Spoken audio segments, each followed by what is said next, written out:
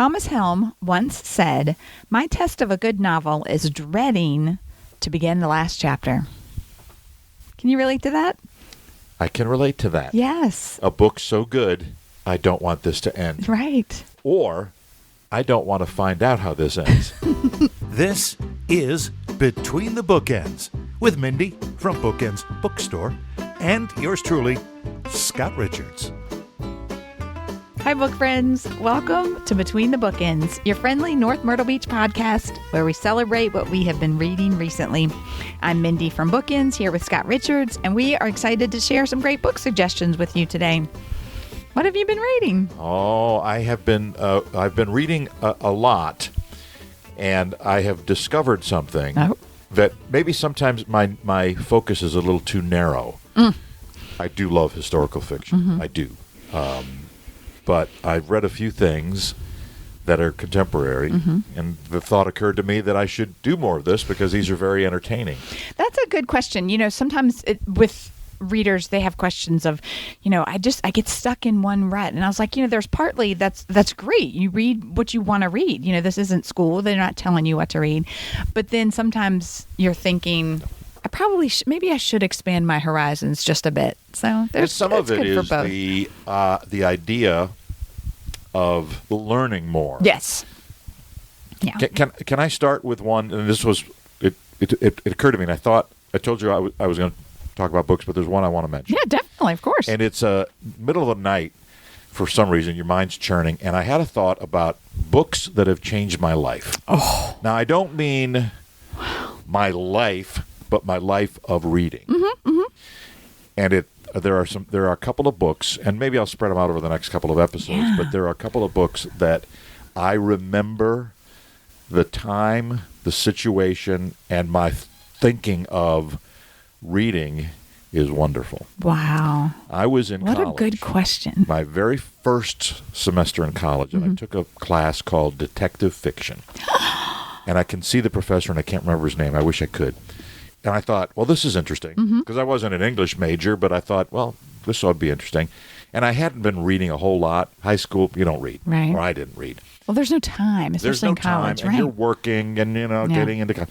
And so he assigned one of the books was John D. MacDonald's Deep Blue Goodbye.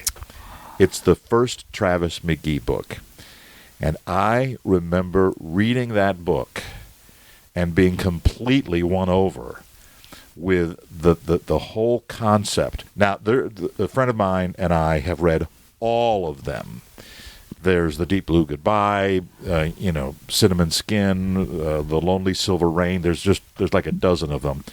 And the Travis McGee is the first, I think, Jack Reacher. Oh, He's yes. the Set first, the stage for that. Oh, no question about it. Interesting. And he is a boat bum who is a salvage consultant. And that means you have lost something that the police can't help you get back, and it's worth a lot.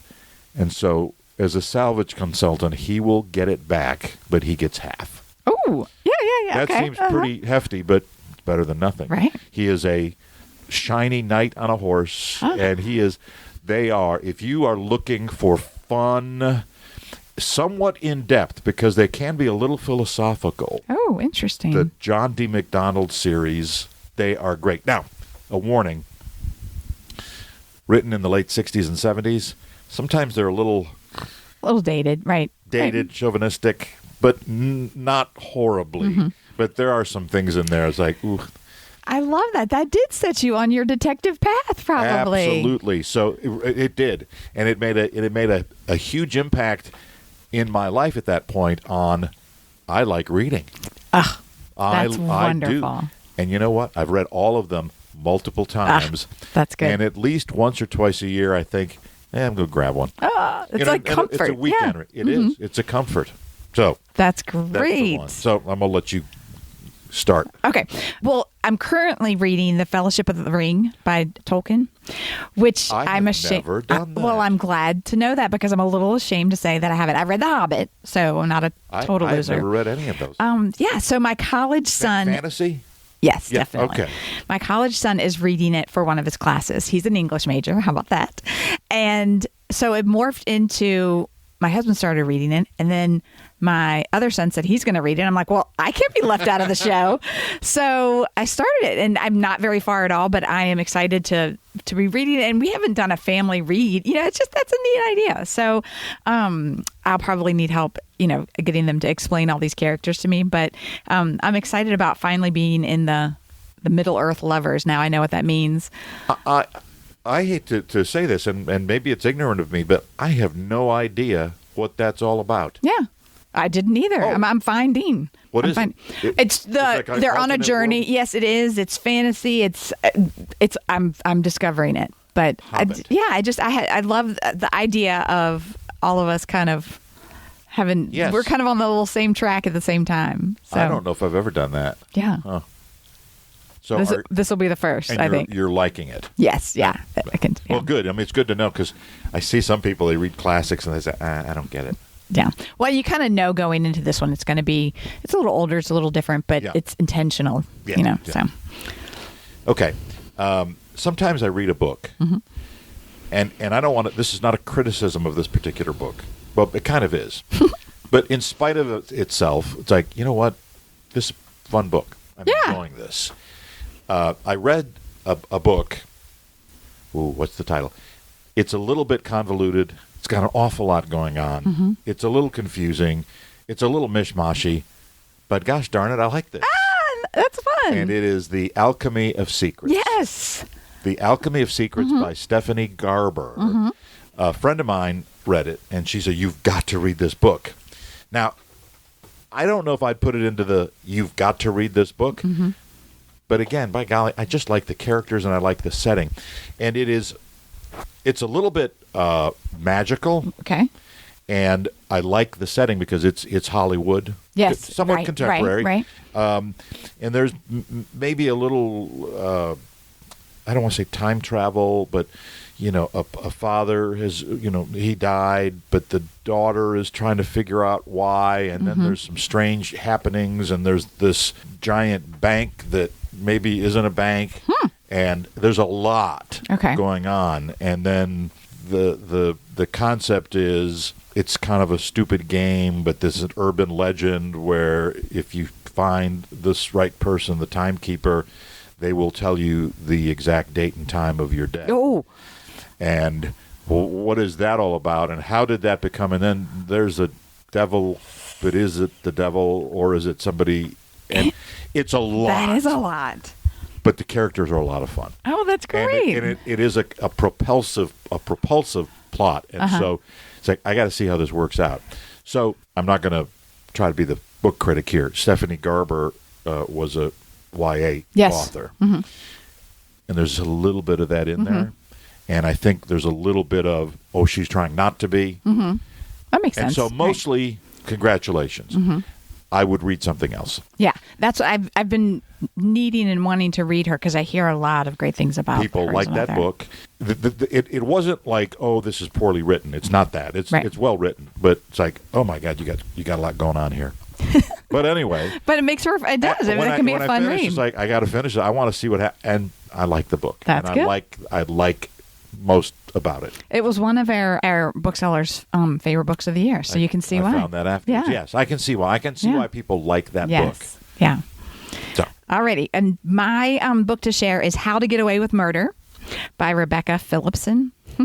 It is a serial killer story, which is usually not my thing at all. But this one is so clever and it's not gruesome. So I gave it a try and I really liked it. This has a story within a story structure. This is fiction? Yeah. Story within a story structure. And that was very interesting. So in the story, there is a book written by a serial killer and where he discloses like what he's learned, tips, tricks, all of these kinds of things, which are completely disturbing. But then there's the detective trying to piece together an actual murder, and the clues from the serial killer's book are mirrored in the real world situation that she's deducing. It's so intriguing and suspenseful, but it wasn't too creepy, and so that's why I was able to make it all the way through. I was wondering a little bit. The setup is just really unique. I think this is one that a lot of people will enjoy. The serial killer lovers will like it. Well, it's sort of detective fiction. It's and murder definitely mystery. detective, but it was just and it was just a very interesting format of reading the excerpt from this book, and then it plays out in the next chapter with the real detective. And so this is a new book? It is. So, and I think it's actually maybe her first one. So I was like, well, good job. It was just very interesting, fun. How to commit a murder. Yes, how to get away with murder. How to get away with murder. Yeah, you got to be able to get away with it. Who was the author in that? Rebecca Phillipson. Okay. Yeah. I read a book that's had a lot of buzz. It's Murder at World's End by Ross Montgomery. Mm-hmm. World's End is a place. Okay. It's a very isolated island near Cornwall, off of Cornwall in England, and the year is 1910. And Halley's Comet is coming. Okay. And there's a lot of people in the world, and especially in this particular area, that think it's bringing the end of the world. Oh. But not wiping the world out, but we have to button things up, and we're on this island, and it's going to be safe because I'm going to lock over all the doors, and there's going to be gases and water, but we're going to be safe because I'm locking everything in. It is a locked room and a locked estate mystery. It's very Agatha Christie-ish. Oh, good. And it is filled with characters, and the Viscount of this place. It begins with a young man, Stephen Pike, who is looking for a job as a butler at this place, and they need somebody, so they bring him in as Halley's Comet is coming.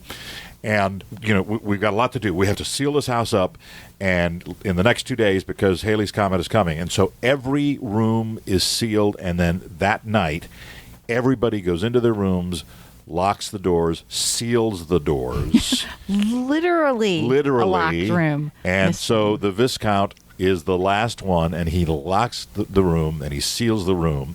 And the next morning, he is in the room, and he is dead. He was shot with an arrow, but the door had not been opened. We had to break the door down. So what happened? Lots and lots of characters. The most entertaining character is an old aunt named Decima. Decima is, we don't want her as part of the family, and she's crazy. She's not crazy. She's ornery. Spot on, probably. She is ornery, and she is decided, I'll tell you how this happened. I'll figure it out. And she enlists the help of Stephen, the new boy, and at some point, everybody is a possible suspect, and there's a police inspector. It is a blast, and it would make a great movie, and it's fabulous. Murder at World's End by Ross Montgomery. Excellent. I feel like I've seen that cover. That sounds. I saw it on some post somewhere, and it's like, and it's gotten great reviews, and I can see why. It's a blast. I love it. I just finished The Primrose Murder Society by Stacey Hackney. Boy, there's a little theme I here. know. It is a very cute, cozy mystery. Lila is the main character, and she's trying to get her act together. Her husband has just fled because he got caught for embezzlement. Their house is being repossessed. Her spunky daughter just got kicked out of the 4th grade. And so they're kind of at, like, what do we do? So, some family member has this apartment in the Primrose Hotel and says, it's a complete mess. If you clean it out, you can live there for a few months while you get your... Where is this? In Richmond, Virginia. Aha. So that's the kicker. Yeah, that'd be nice. Yeah. Yeah. So there's a little bit of, they're moving to this new town, new spot, because they don't really have a whole lot of options. There's some mystery about this Primrose Hotel because of a past murder that happened, and they don't really think too much about it. But then sure enough, within the first couple days, there's another murder. So Lila and her true crime obsessed daughter are like, well, we got a little time on our hands. Let's figure this out. So it's fun. It is it's a great cast of characters of all ages that kind of embrace them. It's a little found family, but it's a fun mystery. But since it's set in Richmond, it was particularly fun for me to hear about all of the local little nuggets and things. Did it sound right? Yes, it sounded. It got it so right. So for all my Richmond friends, this one you will really enjoy. The author just nailed the vibe of the town and made it a fun read. So good mystery, great Richmond isms in there. Wow, very nice. All right, I want to talk about. This has been a great read, period. But probably the best true crime fiction maybe I've ever read. And I'm not saying I've read them all. But of what you're right. Do you recall, you weren't there, but do you remember hearing about, or the term, the Black Dahlia? Yes. Yeah, me too. It's like, oh, that was something. Right, Hollywood, what was that? Something, right. Woman. The Black Dahlia was a murder, 1946, 47, Hollywood. Who was this woman? And her body was discovered by the side of the road, and it was cut in half. And lots of some gruesome things. And fortunately, the book doesn't go into too much of that. Okay. What was this person? What was she involved? Who was the murderer? Right.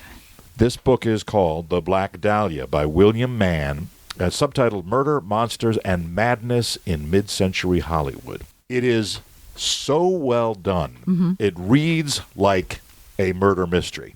Here's the thing. The focus is on who was Elizabeth Short. That is the Black Dahlia. How did she come to be called the Black Dahlia? And maybe who killed her.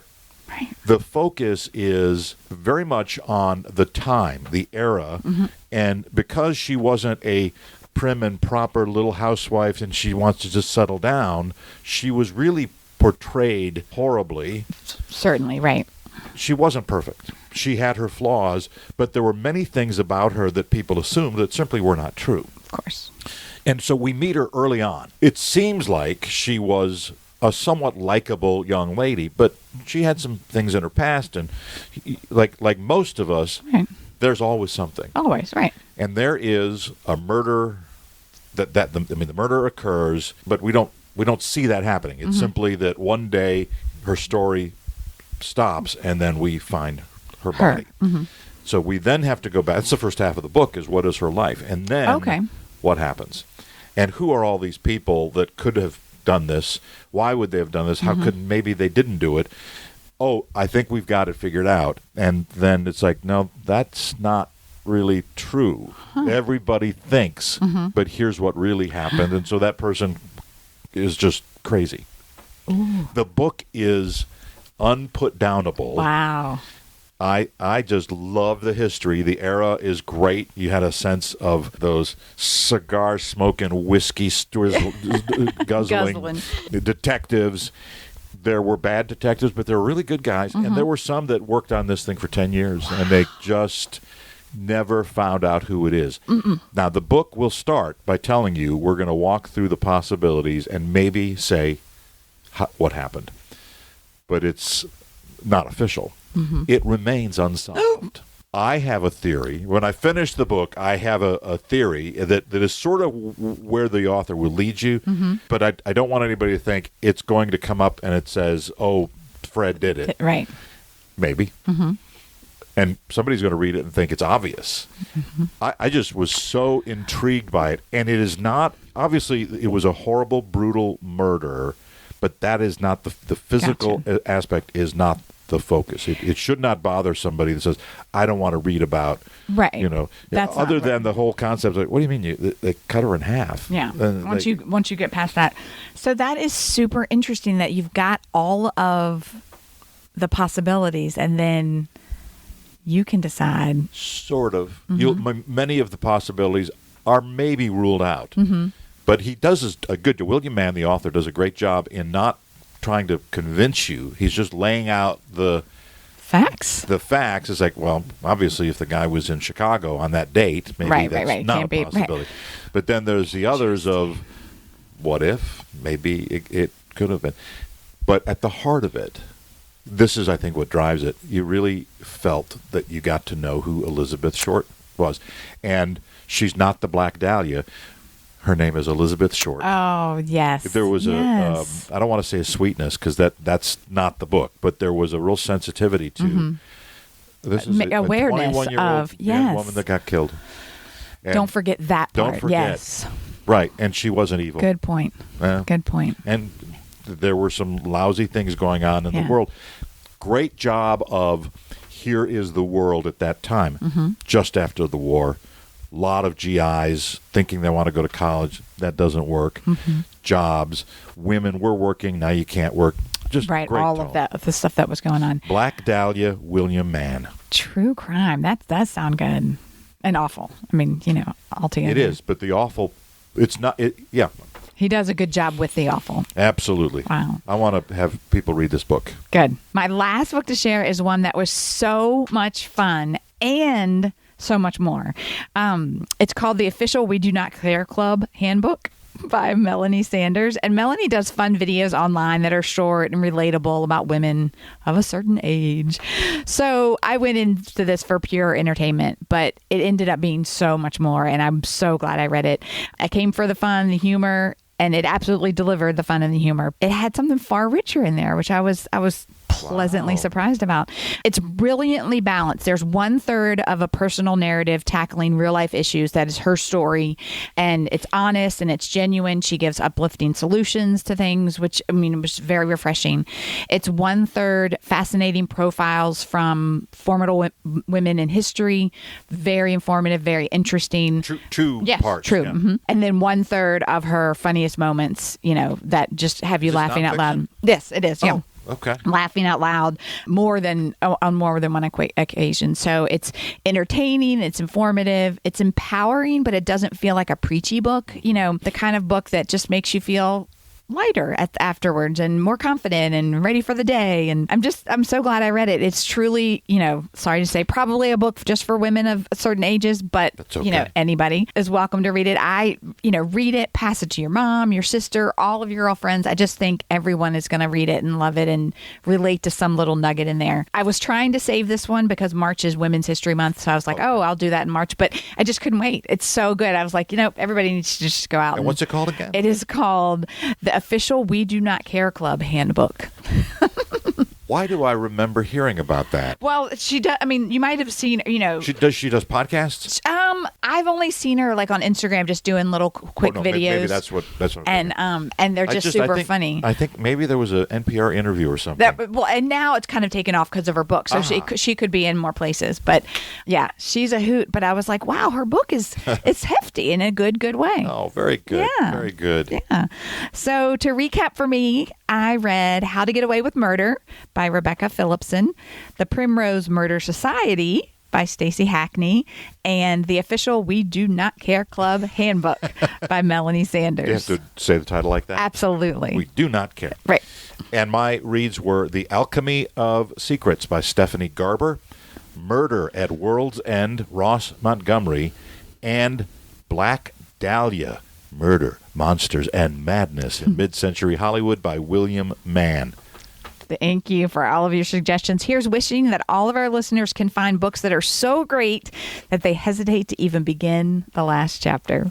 We hope you heard some good suggestions today and something sounded just right for you. I did want to give a little special shout out to Nika, who sent us the kindest email about our podcast. Truly, messages like that mean more than anybody can know. It was lovely to hear, and she reached out. Made me smile. Yes, and it really keeps us going. So thank you for listening and taking the time to reach out to us, Nika. That was such a nice surprise. Don't forget to stop by Bookends to find any of these titles. We'd love to see you in the store to browse our shelves, chat about books, and pick up your next great read. If you're shopping online, you can still support Bookends by ordering through bookshop.org. You'll get your books delivered right to your door, and your purchase supports Bookends, which we greatly appreciate. They even have ebooks. And if you're an audiobook reader, Libro.fm has these titles for your listening pleasure, and they support our store as well. So if you're print, digital, audio, however you read, we thank you for supporting Bookends. Happy reading.